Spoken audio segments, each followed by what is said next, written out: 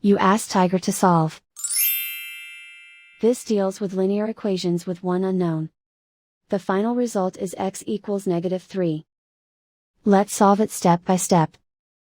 Simplify the expression. Expand the parentheses. Simplify the arithmetic. Group all constants on the right side of the equation. Add 16 to both sides. Simplify the arithmetic.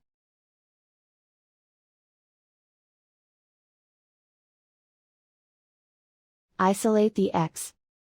Divide both sides by 2. Simplify the fraction. Find the greatest common factor of the numerator and denominator.